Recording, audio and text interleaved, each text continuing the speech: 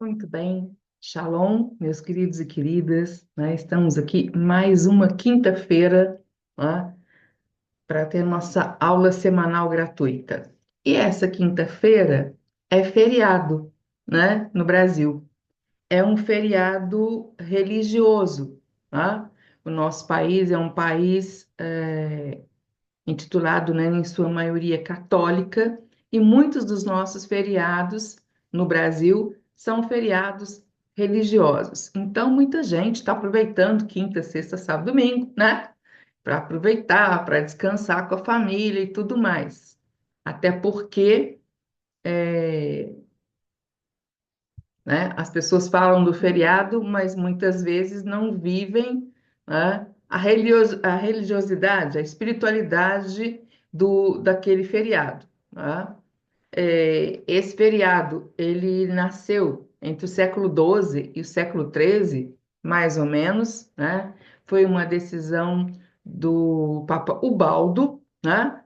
E que queria separar, diferenciar a Páscoa, tá? A Páscoa ser uma comemoração, uma celebração e diferenciar o entendimento do catolicismo, do corpo de Cristo, da ceia, né? Que fossem dois eventos separados, né? Até falei um pouquinho sobre isso, né? É um ponto teológico, é um ponto teológico muito discutido, né? Que é a questão da ceia, né? Nós, por conhecimento bíblico, e por aquilo que a gente tem estudado, a gente, né, crê que na ceia o pão e o vinho, eles representam a presença de Yeshua, de Jesus, o Cristo. Eles não são, né, o corpo e a carne de Cristo, não se transformam quando você os come, quando você se alimenta deles, né? É a simbologia que vem lá do Antigo Testamento, e é a mesma coisa que Paulo, quando Paulo diz assim: é, não sou eu mais quem vivo, mas é Cristo que vive em mim. Né? Aí eu pergunto se você acredita mesmo que Jesus está sentadinho dentro de você. Primeiro, porque é muito poder e porque não cabe, né? Então a gente precisa entender determinados aspectos do texto bíblico, né? A representatividade e não é perder na espiritualidade de forma nenhuma, né? O Senhor é real, a presença do Senhor é real, ele está presente o tempo todo ao nosso redor, né? O momento da ceia é um momento, né, de relembrar, de encontro com ele é muito importante, mas nós precisamos dar a devida importância às coisas, né? É só um preâmbulo sobre esse feriado, se fosse você estudava um pouquinho mais, né? Você só sabe que é feriado, mas você não se liga nos significados, né, que estão, ao nosso redor. É importante saber, é muito importante saber o porquê, né, das situações. A gente comemora, celebra feriados que a gente nem tem noção de por que são celebrados. Não é verdade? Então, a gente precisa verdadeiramente se aprofundar nisso, né? Muito bem, e eu quero cumprimentar vocês hoje, né? Todos vocês que estão tirando esse tempinho para estar aqui, com a Shalom, com a paz perfeita, né, de Yeshua, Jesus o Cristo, com a inteireza, tá? A inteireza dele, ou seja, o bem-estar em todas as áreas da sua vida. Em nome de Jesus, é isso que é o nosso desejo e é isso que ele deixou para nós, tá? E aqui é a professora Beth Alves Pinto, né? Esse momento professora de hebraico e cultura bíblica, que toda quinta-feira vem aqui trazer um pouquinho dos seus estudos para compartilhar com vocês. Quando eu venho trazer um estudo aqui, geralmente, gente, não é a profundidade do hebraico, não é como a gente estuda em aula, não, né? É apenas o que né, faz parte um pouco dos meus estudos, um pouco do que eu venho lendo, escrevendo e estudando, né, e o que o senhor tem me falado, que eu compartilho com vocês. Tudo bem? E eu queria muito, nesse momento, né, lendo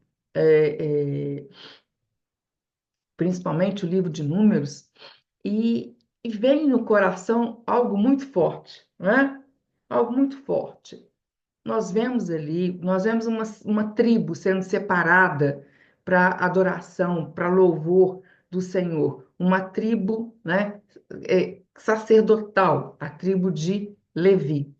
Nós vemos ali a unção, primeiro, né, durante o texto bíblico, a unção de Arão, né, da sua família, para servir no templo, no tabernáculo, né, e depois em sequência no templo. E o que me chama muito a atenção, né, é o modelo de serviço. O modelo de serviço dos levitas revela princípios, gente, eternos, princípios para todo discípulo, que deseja verdadeiramente servir ao Senhor com propósito, com fidelidade e com excelência. Não é à toa que, que Jesus foi chamado de servo dos servos, sabe? Não é à toa. Tem um porquê, tem um porquê. E, e a gente sempre, quando fala nas nossas comunidades, né? Comunidades, igrejas, nos grupos e tudo mais, a ideia é assim, do que é servir, né? É, a estrutura organizacional, né, das igrejas, de forma geral, né, quando você ouve serviço a Deus, né, você tem que pensar o que vem à sua mente primeiro, né? O que vem à sua mente? Vem na sua mente pregar, ministrar, vem na sua mente ensinar, vem na sua mente liderar uma comunidade, vem na sua mente ser pastor, pastora, um líder religioso, né? De um grupo. O que vem na sua mente? Vem na sua mente cantar? Acho que a maioria das pessoas, sim, pelo que eu, né, escuto, vem na mente isso, né? Mas, no texto bíblico, né, servir a Deus é muito, muito mais que isso, né? É isso, mas é muito, muito mais do que isso. Os levitas, eles não eram apenas músicos, não eram, né? Gente, se você pegar lá do tabernáculo, lá da construção do tabernáculo, lá da unção de Arão, você vai ver que durante todo o período do deserto, olha só no período do deserto, né? Né? Eles desmontavam o tabernáculo, eles montavam o tabernáculo, eles protegiam o tabernáculo, ficavam de vigia também, né?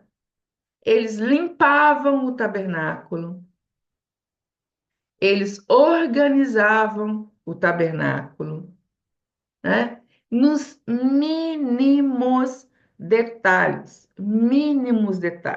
né? Vou falar com alguém hoje que faz parte do servir a Deus, limpar a igreja, vão me bater, vão me bater.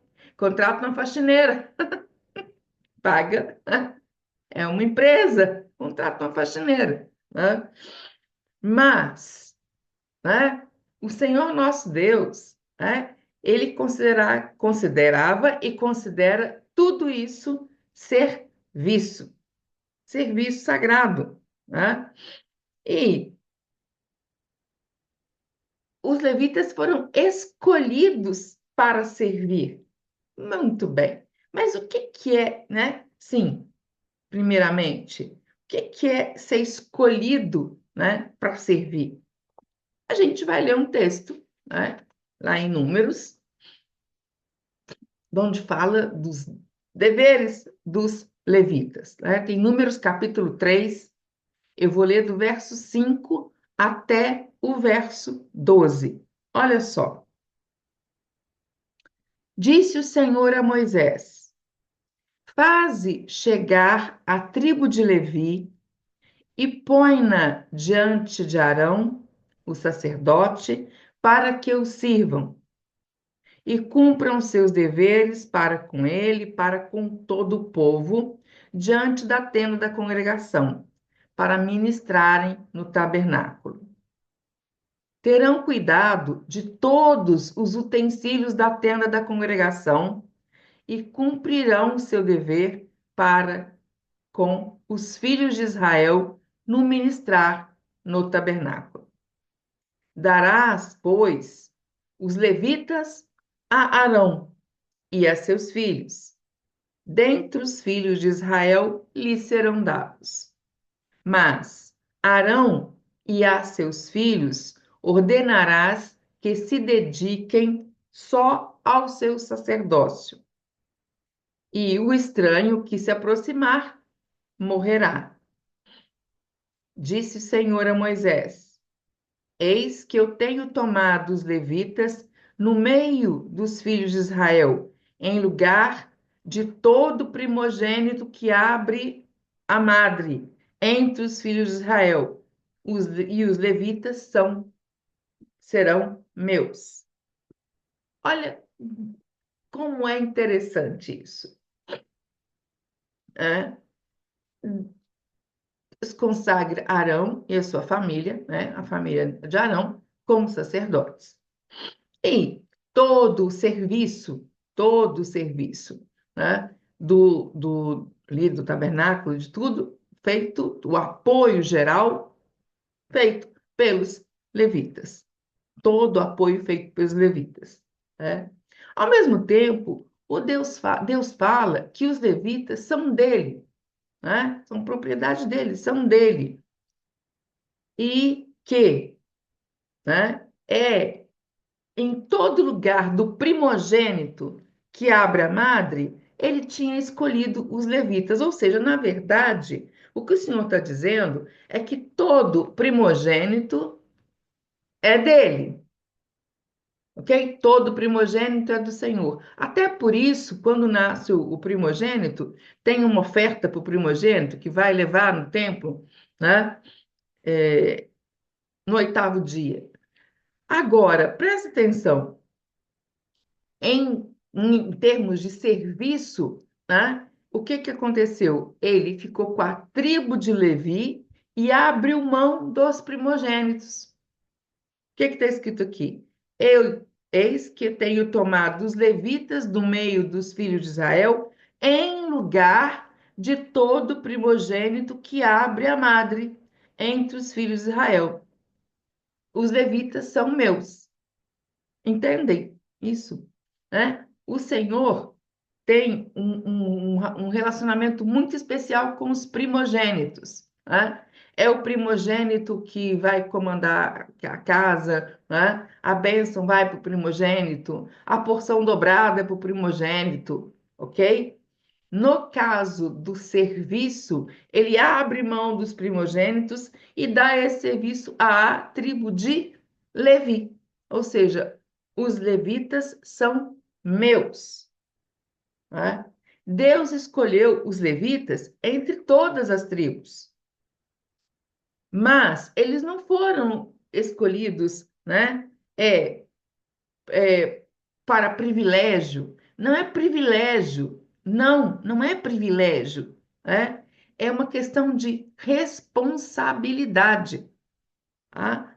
A palavra Levi, né? Ela vem da raiz lavar, o verbo quer dizer unir, acompanhar, ligar-se. Ou seja, o levita, Levi, é aquele ligado presença, à presença de Deus. Tá? E pensando nisso, né, é claro que a gente tem né? Hoje, uma nação sacerdotal, o sacerdócio de todos os santos, ok, né? Mas a gente precisa pensar que muitos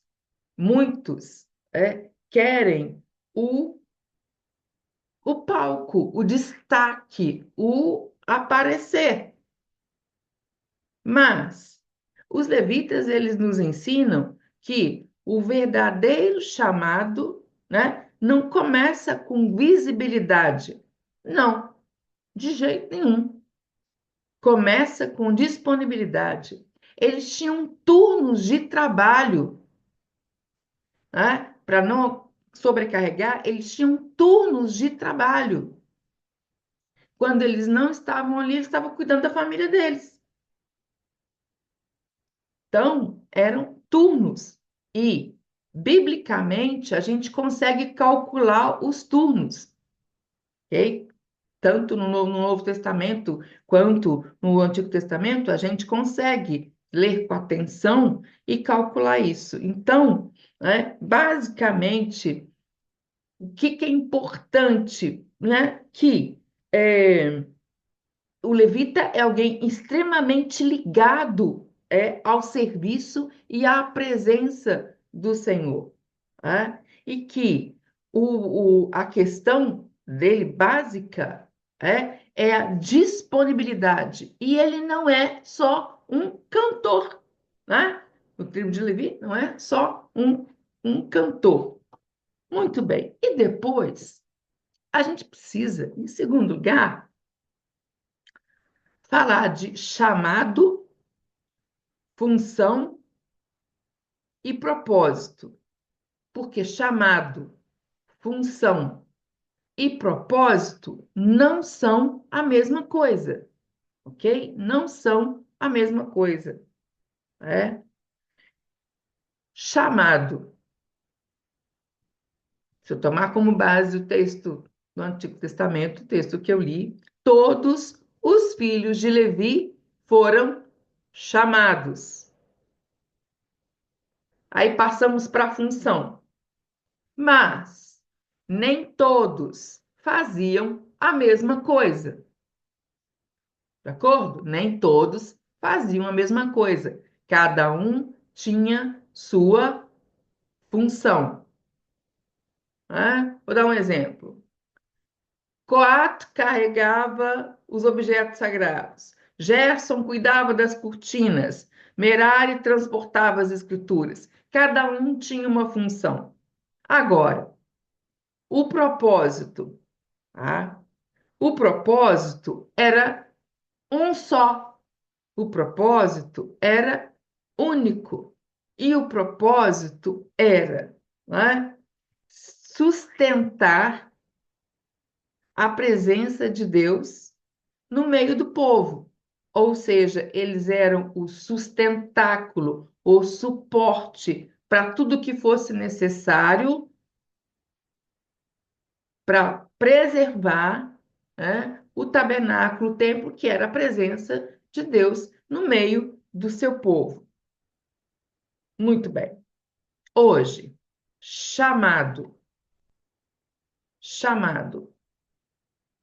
todos aqueles que creem em Yeshua, em Jesus Cristo, como seu Senhor e Salvador, são chamados. Todos, sem exceção, são chamados. Muito bem. Cada um todos têm um chamado. Agora, cada um tem uma função no reino. Cada um de nós tem uma função no reino. Na maioria das vezes, no nosso caso, essa função está ligada à nossa vocação. Não é à toa que você passa pelas coisas que passa na sua vida. Tudo o que você vive na sua vida está dentro da grande vontade de Deus, da soberania dele. Tudo o que vem às suas mãos vem com um propósito, vem com o propósito do seu aprendizado, do seu crescimento. Para quê?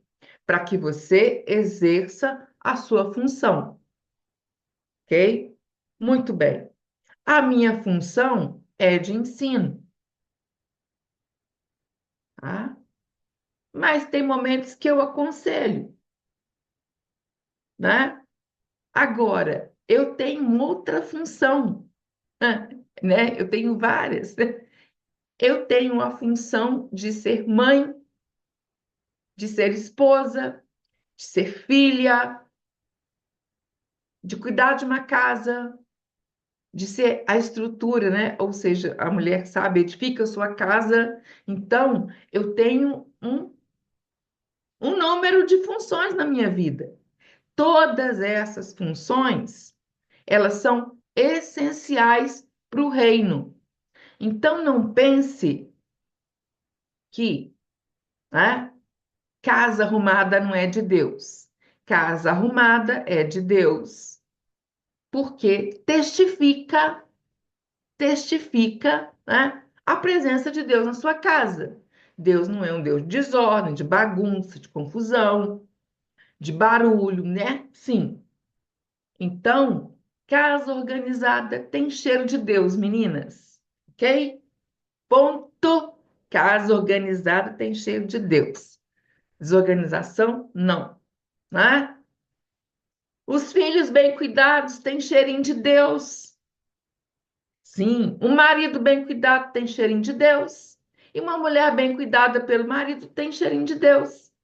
Entendem? Assim, a nossa vida em tudo, em cada momento, a gente tem uma função. A gente é como se fosse um chapeuzinho que a gente só troca, mas é a função, né, do reino. Funciona assim.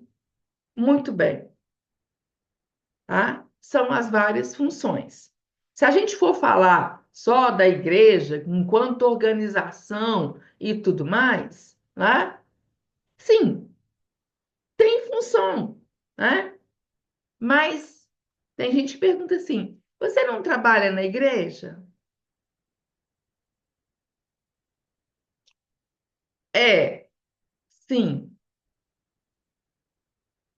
né?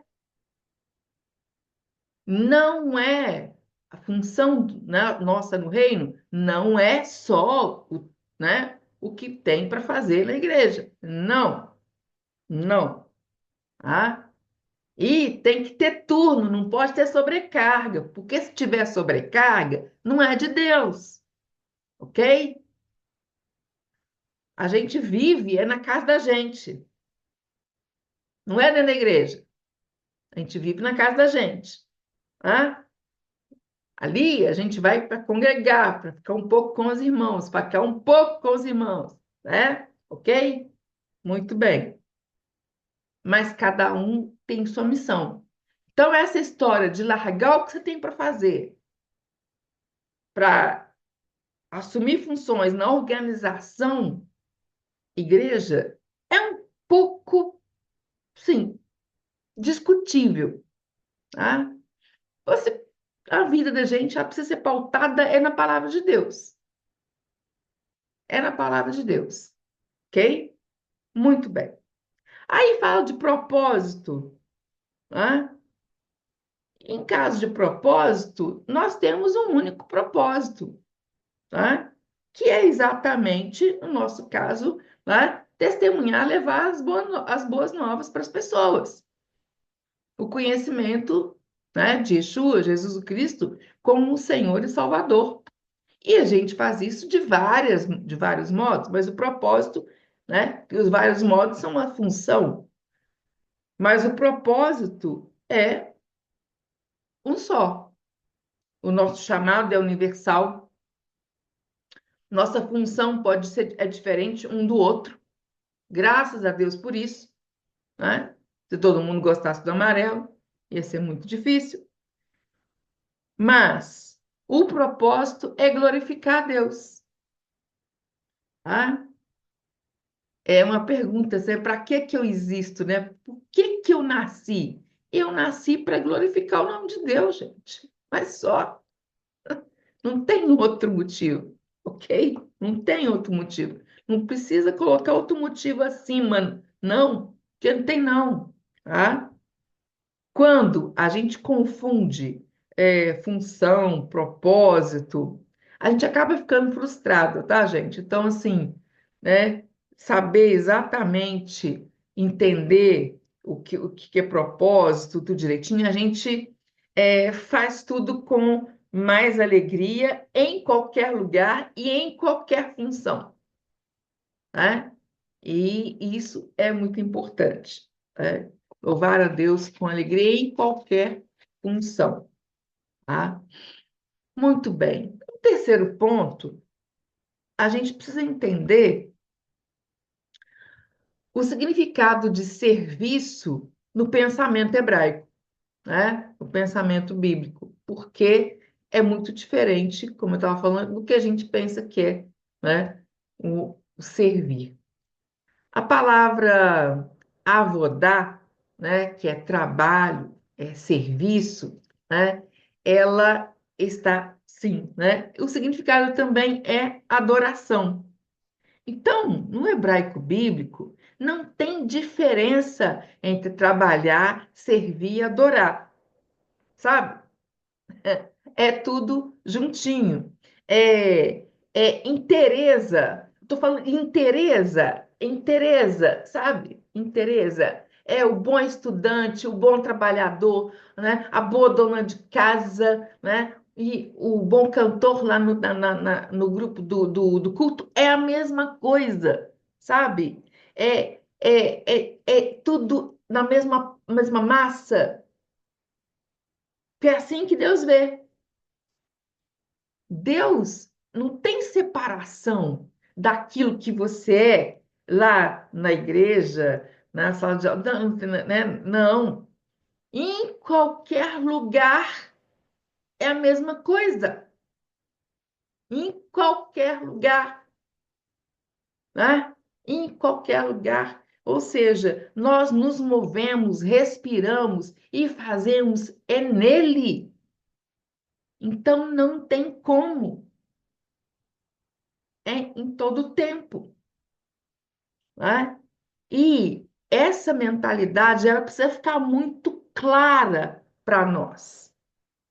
Por quê? Porque a mentalidade moderna, ela ela faz secção, ela separa, ela é sistemática. Então, ela começa a dividir as coisas, né? Ah, isso aqui é espiritual, isso aqui é secular. Não, isso aqui é servir, né? Isso aqui não é. Isso aqui é adoração, isso aqui não é. Não, mas no pensamento bíblico não, né? Tudo, tudo feito para Deus é avodar, tudo é avodar. Então, se eu caminho, se eu respiro, se eu trabalho, se eu leio, tudo eu faço para a honra e glória de Deus. Por isso que meu tempo, por isso que eu sou mordomo de um tempo que nem é meu. Eu sou mordomo, presta atenção. Aqui, ó. O tempo é uma linha reta. O que que o Senhor fez? Ele cortou um pedacinho e deu para cada um de vocês, tá? E esse tempo é a sua vida. E você é mordomo desse tempo. Você é o administrador desse tempo. Só que você vai prestar contas a quem? Desse tempo, desse presente. Não é para mim. Não. Você sabe para quem, né? Isso é um presente que Deus te deu. Então, ou seja, como, pensando nisso, como você pensa que você tem que tratar as suas tarefas diárias, pensando assim, todas as suas tarefas diárias, todas,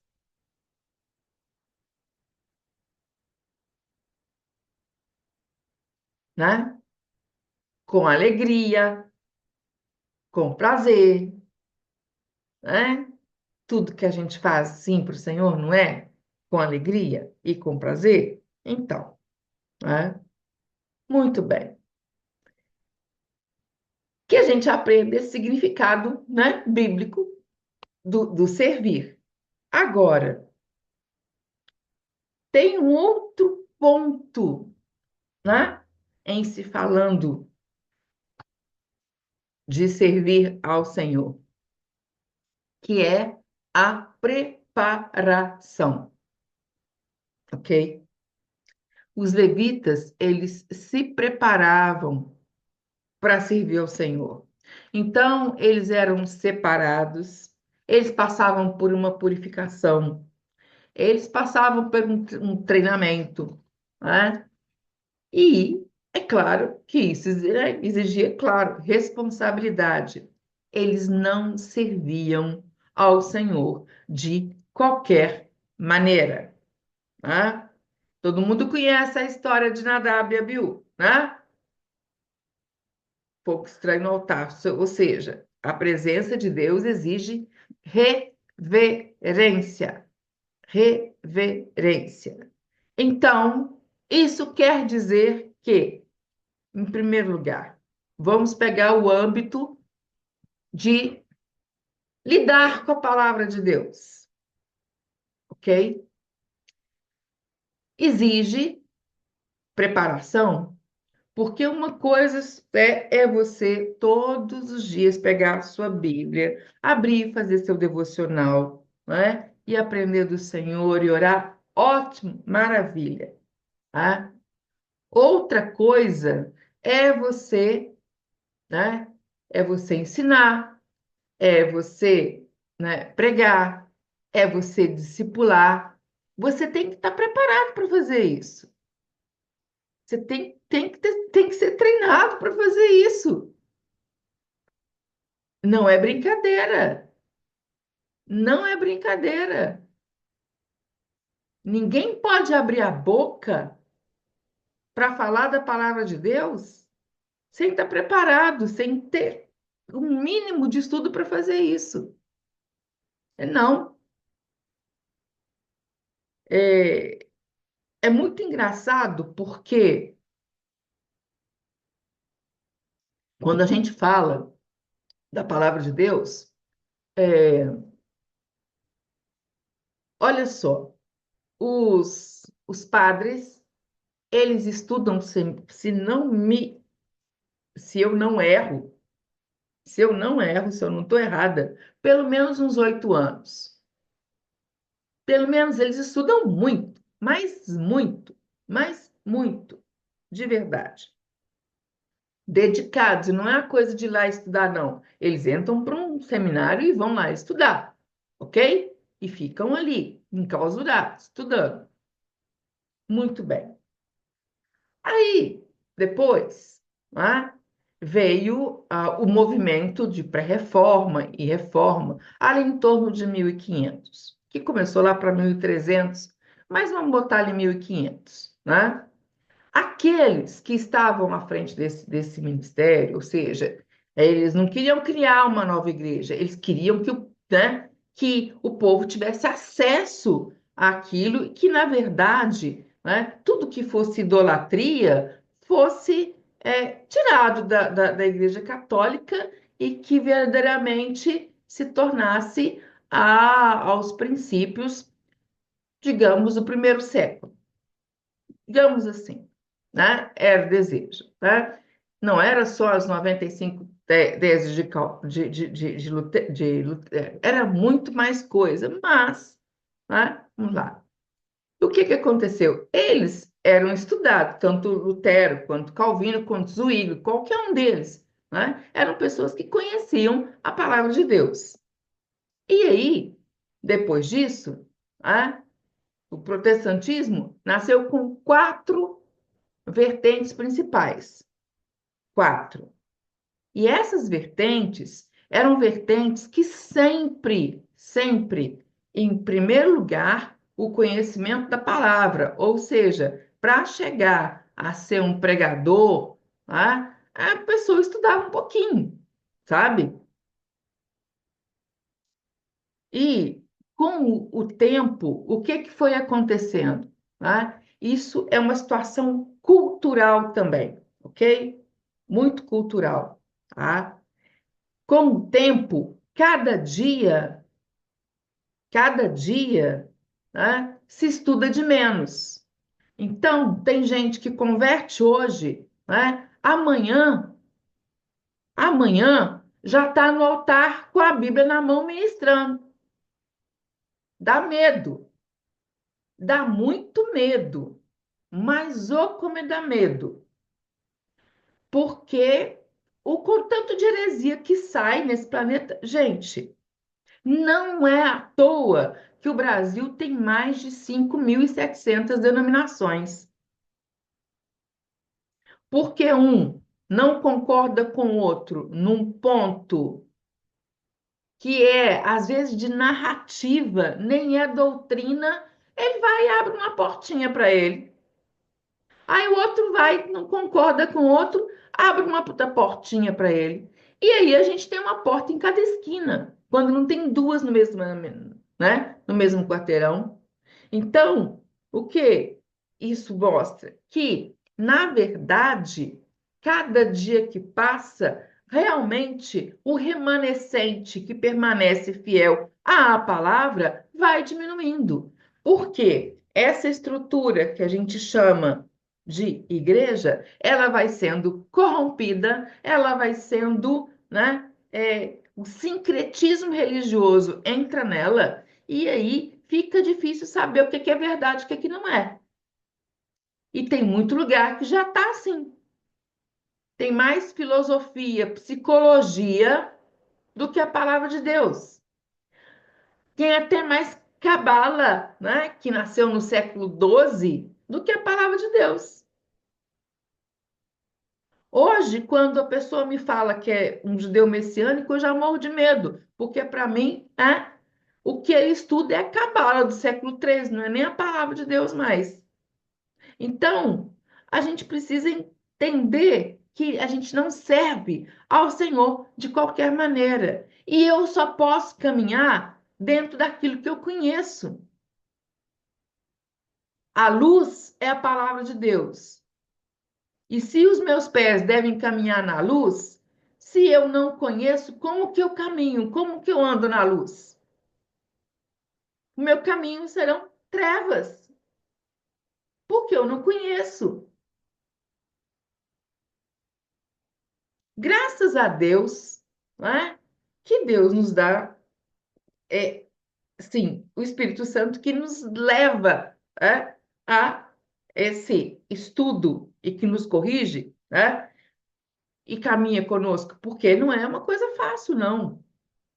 Por outro lado, por outro lado, ah, aqueles que muitas vezes que se empenham, que estudam e tudo mais, né? Eles acabam, como não são tantos, eles acabam tendo uma fadiga espiritual, porque eles, em determinadas comunidades, eles são tão requisitados que realmente muitos nem, sim, compromete até a família.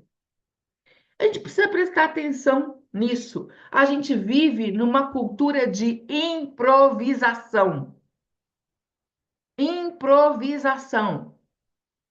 A gente não vive numa cultura de preparação. Não vive. Gente, para falar 1 hora, a gente estuda no mínimo 10, 12. Não tem essa história de chegar aqui e abrir a boca do nada, não. Aí eu vou contar da minha vida, pronto. É mais fácil, porque aí eu estou falando uma coisa que eu vivo, né? Então, Deus, ele não está procurando, é, sabe? Ele não procura só disponibilidade, não, sabe? Quem é disponível se debruça para estudar. Então, Deus procura disponibilidade, mas Deus valoriza a preparação, né? Não é se apresentar como obreiro que não tem o que se envergonhar e que maneja bem a palavra da verdade? Não é assim? Esse é um ponto que a gente precisa melhorar e ensinar. Ensinar também. A gente precisa ensinar a estudar, porque as pessoas não têm dificuldade com o estudo da Bíblia, porque não são ensinadas a estudar a Bíblia. Precisa ensinar. Né? Muito bem. Um outro ponto, né, é que ali, quando eu visualizo o tabernáculo sendo desmontado, né, e tudo mais, gente, cada levita carregava um pedaço. Ninguém ia de mão vazia. Cada levita não ficava pesado também. Por quê? Porque cada levita carregava um pedaço. Nenhum levita carregava tudo. Era pesado a tal ponto, desculpa, de não poder carregar, mas todos carregavam alguma coisa, né? Então, é um pedaço para cada um. Na vida cristã, gente, é assim também. A gente não tem que carregar o mundo nas costas, né? Não tem. Então, a gente não pode fazer tudo. Não dá para fazer tudo, ok? Não dá. Tem que saber de Deus o que que Ele quer que a gente faça. Por quê? Alguns ensinam, outros acolhem, outros socorrem, outros intercedem, outros administram, né? Quantas funções, né? Outros sustentam, outros limpam. Gente, outros cuidam das crianças. Cada um faz um pouquinho. E se cada um fizer um pouquinho, cada um fizer a sua parte, não tem problema. Não tem problema. E a outra questão é: todos são necessários. Todos são necessários. Não tem ninguém que possa dizer: eu não sei fazer nada, não posso fazer nada. Não existe. Todos são necessários. Todos. Né? E aí, a pergunta é, sim, o que que Deus colocou na sua mão para fazer? Né? Eu passei um período que eu busquei mais o que que eu pensava assim, sabe? O que que é para eu fazer, Senhor? O que que é para eu fazer, assim? Já tinha feito tanto, cheguei num momento em que eu falei assim, e agora? O que que é para eu fazer, Senhor? Né? E só vinha uma coisa assim na minha mente, né? É, a palavra, a palavra, a palavra, a palavra. Então, eu falei assim, busca onde? Busca na palavra. Sim, Deus fala comigo, é na palavra. E aí, Deus me levou para ler sobre Moisés, né? E e Moisés falando como é que ele ia se apresentar para Faraó, o que que ele ia fazer e tudo mais. E Deus fala assim: o que que você tem nas mãos? É usar o que que tem nas mãos. Ele tinha um cajado. O cajado dele se transformava, e é o cajado que Moisés usava, né? E aí vem a pergunta para mim, sim, lá, Deus falando comigo, com a Beth: o que que você tem nas suas mãos? Olha tudo que eu já te dei até hoje, olha tudo que você já estudou, olha tudo. O que que você tem nas suas mãos? Assim, uai, né? Sim, quase falei assim, sou rica de tanta coisa que eu tenho que o Senhor me deu. Mas é isso, né? É, o Deus, ele te dá condição para exercitar aquilo que ele precisa que você faça. Pergunta para ele, né? Nessa geração, nesse momento, o que tu queres que eu faça, Senhor? Se você não sabe ainda, né? Claro. Um sexto ponto que eu queria abordar com vocês também, né? É que a gente não faz nada para ser visto, né? Mas, olha, o serviço fiel é agradável a Deus, é visto por Ele e é agradável a Ele, tá? Então, por exemplo, lá em Números, né, fala que cada família levítica tinha uma tarefa específica, né? E assim, né? É, por mais simples que possa parecer tarefa, né, nada é pequeno, nada é considerado pequeno. E Deus, os olhos dele estão sempre, sempre, sempre sobre nós, né? E Deus registra tudo, ele registra tudo. Então, os olhos dele estão sempre sobre nós o tempo todo, né? Então, ele registra lá na frente do seu nominho, como se fosse assim, aí eu pensando, Deus registrando as coisas na frente do seu nominho, né? O nome da sua família, as suas responsabilidades, função, ok? Tá tudo anotadinho lá, né? Então, é isso, sabe? E, como eu já falei aqui, gente, né? O reino de Deus, ele funciona não pelos que aparecem, sabe?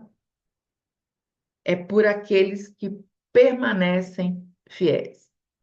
Muitas vezes, uma igreja, uma comunidade está de pé, não é por conta do pastor que está lá na frente ministrando, não. Está de pé por conta das senhorinhas que estão lá de joelho, orando para aquilo que está acontecendo. Então, quando você olha uma coisa, pense bem, porque às vezes o que aparece não é, parece, mas não é, sabe? Essa é uma questão. Quando meu filho era adolescente, ele fazia parte de um grande grupo de adolescentes, guiados por um casal de pastores. Bem, são os dois, né? Mas, por trás daquele grupo, aquele casal de pastores envolvia todos os pais e mães como intercessores por aqueles filhos. Tinha o culto para os adolescentes, mas os pais iam e ficavam lá atrás. E os pais eram os intercessores por toda aquela administração. Muito inteligente da parte do pastor ter envolvido os pais dessa maneira, porque a gente sabia de tudo, via tudo e era, né? Recebia até telefonema às vezes de coisas que aconteciam para a gente estar orando. E isso fortaleceu esses meninos, e hoje a maioria deles são grandes homens e mulheres de Deus que estão aí, né, vivendo com suas famílias o verdadeiro evangelho. Então, isso é importante, né? O reino funciona, né? Pode pensar assim, ah, mas eu não posso fazer nada. Gente, sim, funciona, porque funciona pelos que permanecem fiéis, por aqueles que pagam o preço. Funciona, né? E a palavra, a palavra-chave, né, é fidelidade, né? Que é emuná. Emuná traduzem muito por fé, né? Mas emuná é, na verdade, fidelidade, ou seja, né, é caminhar de acordo, né, com o estilo de vida do Senhor, caminhar de acordo com a palavra dele. Ou seja, isso é ser fiel na verdade, tá? E o Senhor, quando vê alguém caminhando no estilo de vida dele, de acordo com a palavra dele, né? Sim, é claro que o Senhor se alegra com cada um de nós, é a glória do nome de Deus, tá? E Deus, ele não vai medir, né? Ele pela visibilidade, né? Deus não vê aparência, Deus vê o coração, Deus vê a fidelidade. E é isso que nós precisamos entender com muita clareza, tá? que é isso que move o coração de Deus, é para isso que nós estamos aqui, tá? O, o que envolve todo esse processo de serviço, né, é muito mais do que somente precisamos de você aqui. Não, não, né? Servir ao Senhor de verdade envolve, né? Primeiro, chamado, segundo, responsabilidade para com as pessoas, preparação, fidelidade, reverência e propósito. Ou seja, o avodar, ele precisa, né? A base dele, na verdade, a base mesmo, né? É emuná, que é a fidelidade. E a maior lição de tudo isso, né? Talvez seja essa, que os levitas, eles existiam para que a presença de Deus permanecesse no centro do acampamento. No princípio era assim. Da mesma forma, sabe, o nosso serviço que Deus não deu para anjos, mas deu para nós. Ele não deu para anjos. Podia ter dado para os anjos, né? Anunciar as boas novas. Mas ele deu para nós, né?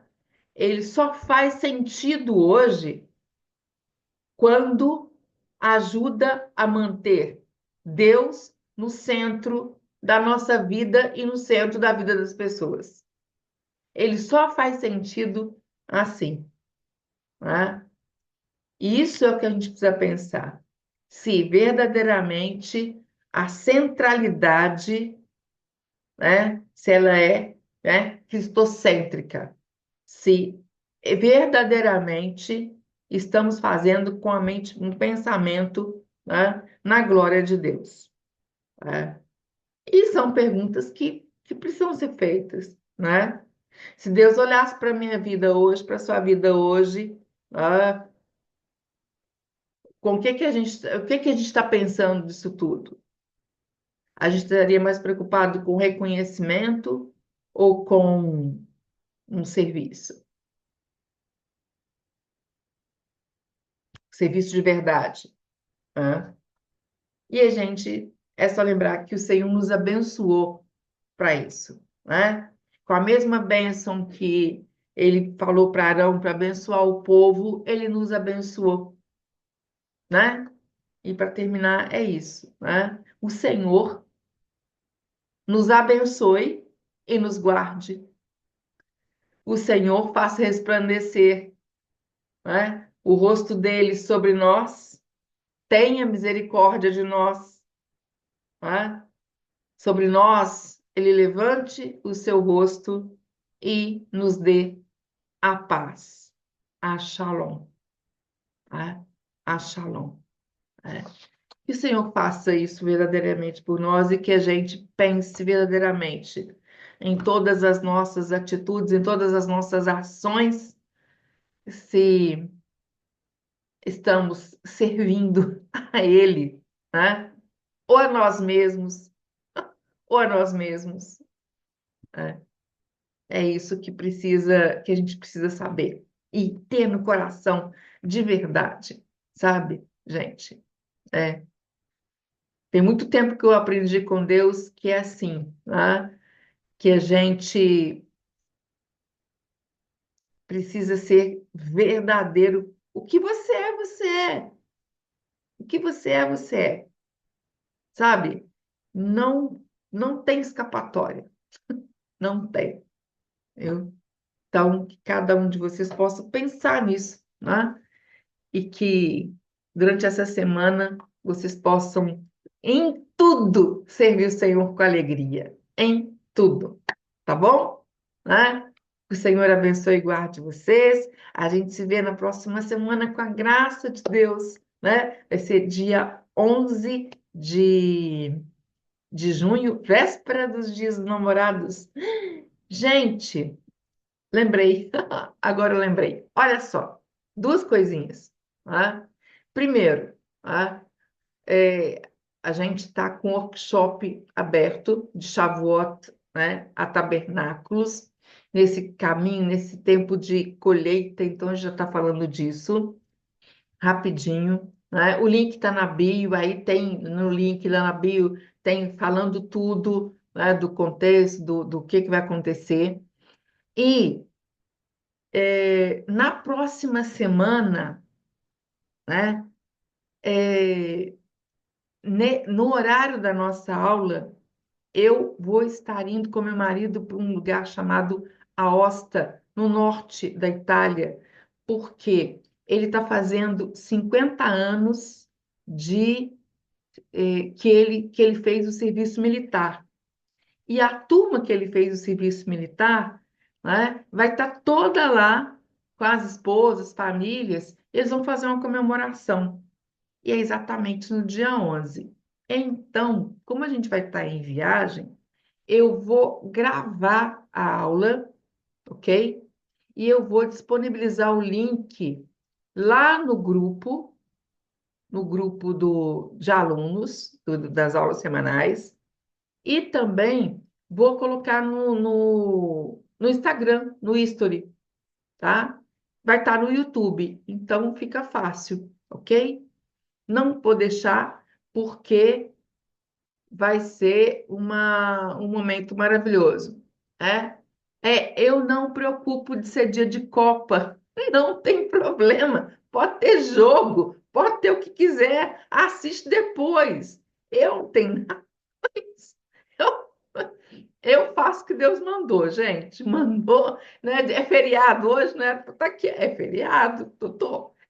É dia de Copa, tô lá também. Não faz mal, não, ok? Assiste depois. Assiste se quiser, assiste o jogo, depois assiste, tá bom? É assim.